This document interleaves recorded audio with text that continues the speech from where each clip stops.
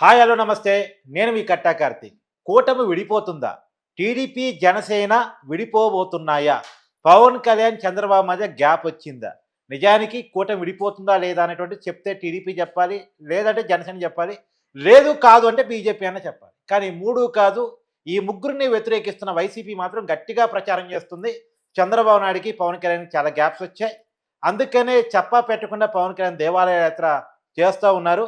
కూటమి తొందరలో విడిపోబోతుంది. జనసేన కూటమి నుంచి బయటికి రాబోతుంది అని ప్రచారం చేస్తా ఉన్నారు. దీంట్లో ఉన్న నిజమెంత అనేది మాట్లాడుకునే ప్రయత్నం చేద్దాం. నాతో ఉన్నారు ప్రముఖ సామాజిక, రాజకీయ విశ్లేషకులు చందు శ్రీనివాస్ గారు. సార్ నమస్కారం. నమస్కారం కాదు. సార్ ఏందో చంద్రబాబు, పవన్ కళ్యాణ్ మధ్య చాలా గ్యాప్స్ వచ్చాయంట.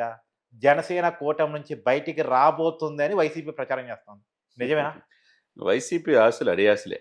వాళ్ళ హ్మ్. ఆరోపణలుగానే చూడాలి తప్పితే దాంట్లో నిజం లేదు. హ్మ్. ఎందుకంటే ప్రభుత్వం వచ్చి 7 మాసాలండి, 8వ మాసం వస్తుంది. హ్మ్.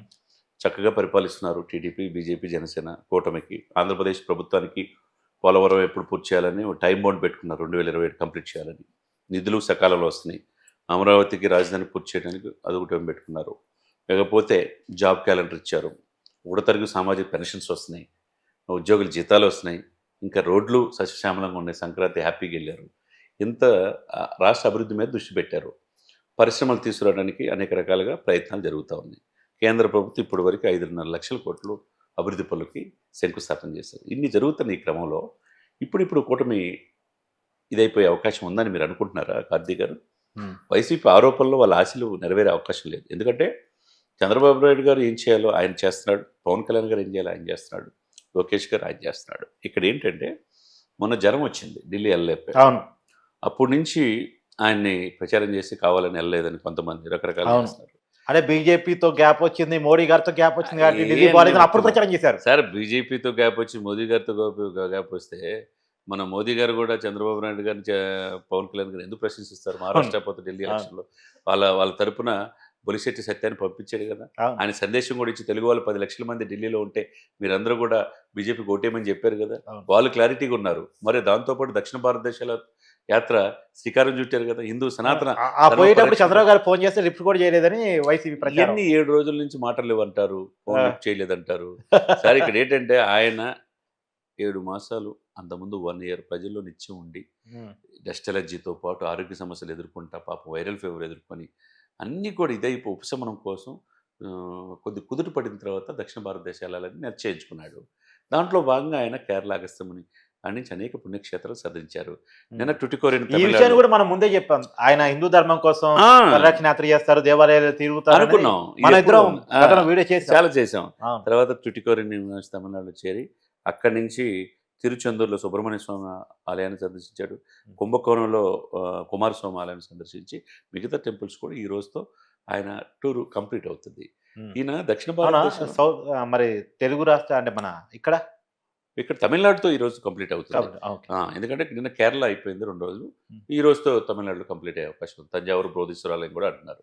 హ్మ్. ఏదైనా కానీ అక్కడ ఉన్న తెలుగు వాళ్ళు ఇప్పుడు ఈయన ఒకటి ఆధ్యాత్మిక యాత్రగా మనం చూడాలి. అంటే ప్రతి ఒక్కరికి వ్యక్తిగత స్వేచ్ఛ ఉంటుంది సార్. అవును. కార్తీక్ గారు మీకైనా నాకైనా.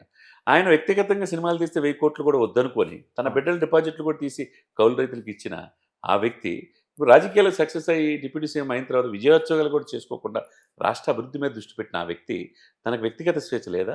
తన కొడుకు అఖిరానందన్ తీసుకొని తన మిత్రుడు ఆనంద్ సాయి టీటీడీ బోర్డు మెంబర్ని తీసుకొని అక్కడికి సందర్శించి ఇది లేదా అండి?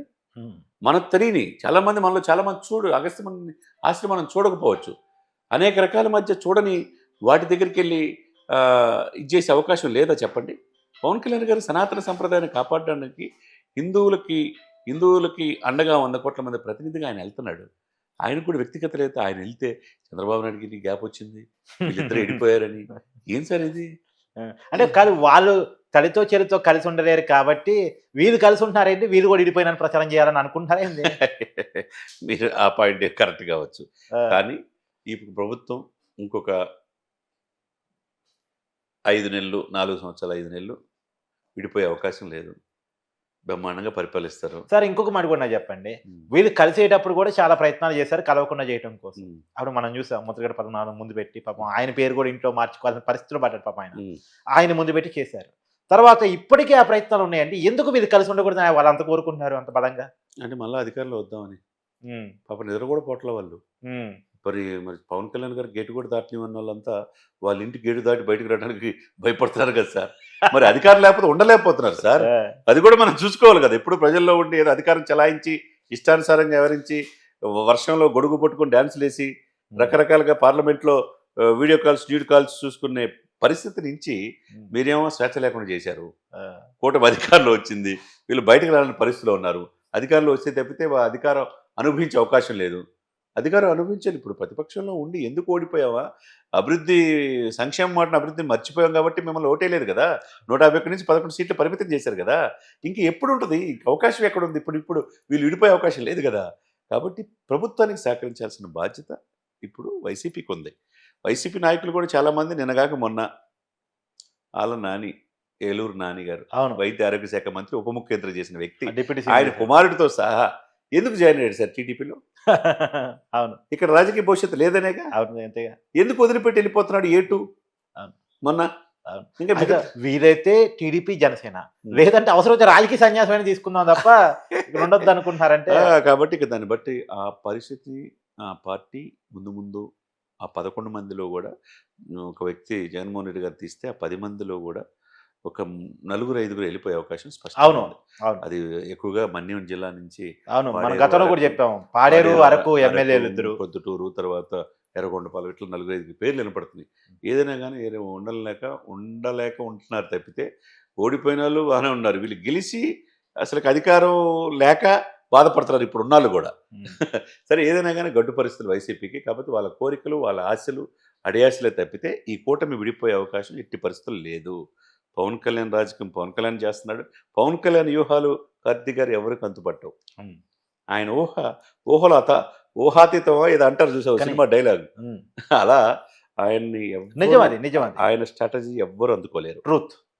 ఆయన వేలో ఆయన వెళ్తున్నాడు. చంద్రబాబు నాయుడు వేలు వెళ్తున్నాడు.